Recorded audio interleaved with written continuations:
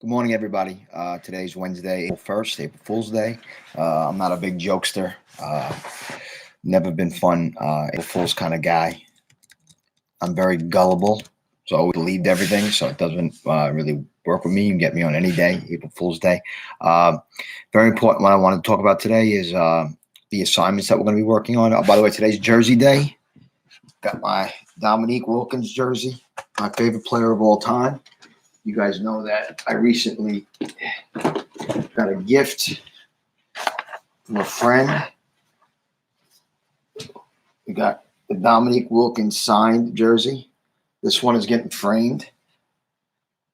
That was the away jersey. I have the home jersey on here. Very cool stuff. I'll show you a picture of it. Got it here. Pretty cool, Dominique. I'm gonna add that to the frame. Anyway, that's my favorite jersey. Hope you guys are put on some jerseys today. Have some fun with it. You don't like sports.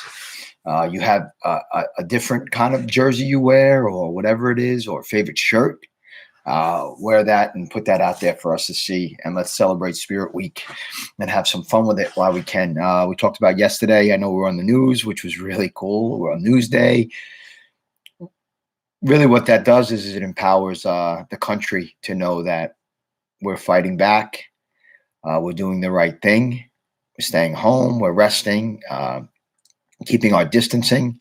As much as we wanted to hug and give high fives and do all those things yesterday, we just waved and kept our distance and just saw each other and let each other know how we felt. And that's what the spirit of yesterday was.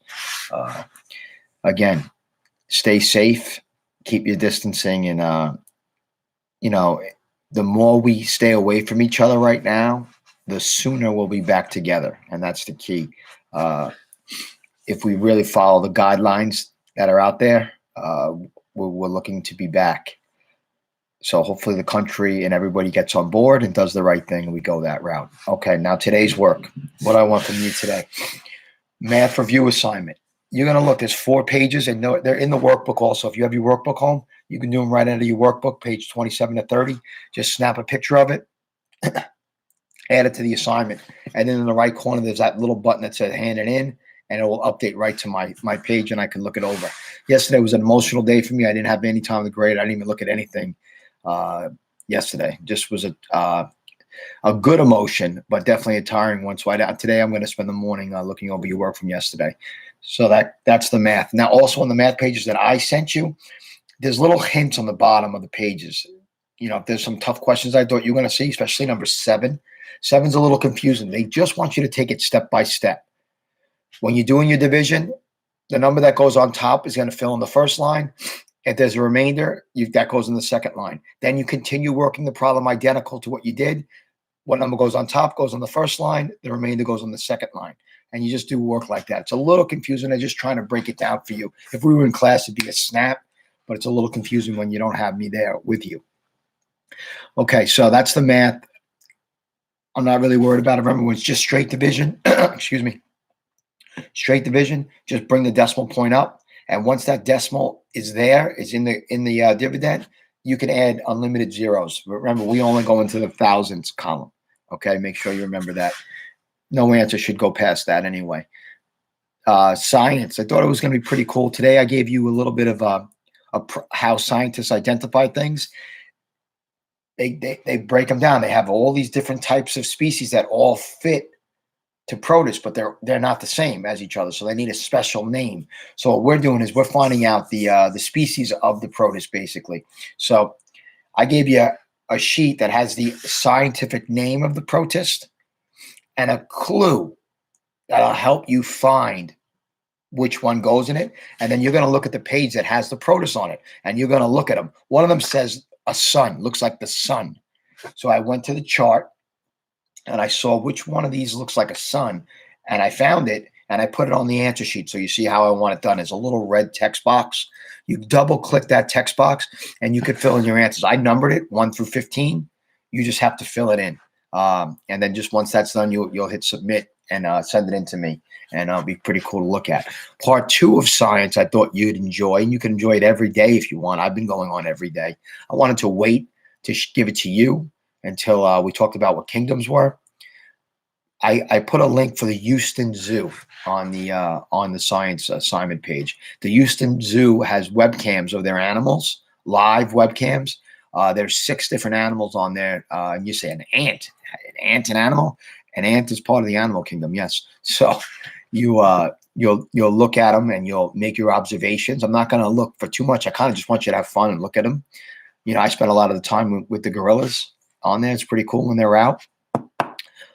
What you're going to do is you're going to record on the Google Doc just your favorite thing that you noticed from today, your favorite webcam that you watched, and your favorite reason for watching it. What was cool about it? So that's for science. And now the writing.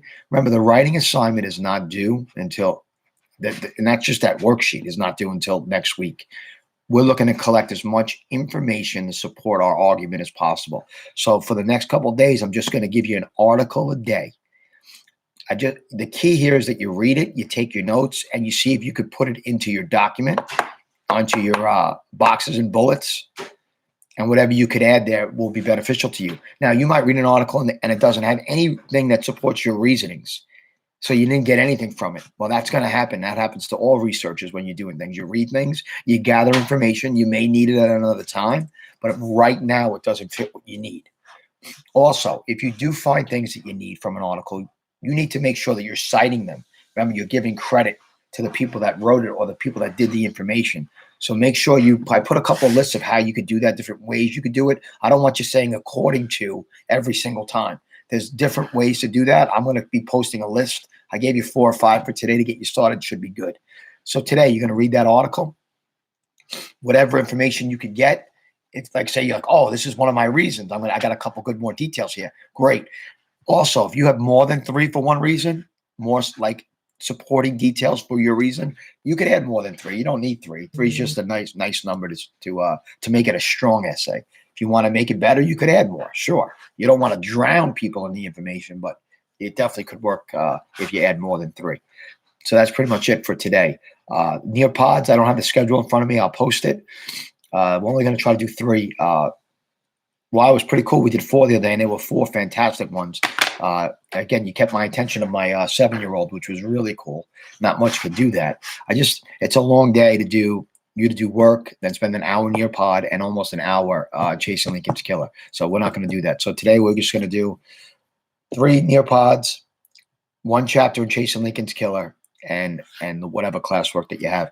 Now, again, if you feel like you're swamped, if you feel like you're overwhelmed, if you feel like you're worried about handing something in late, you don't have to worry about those things.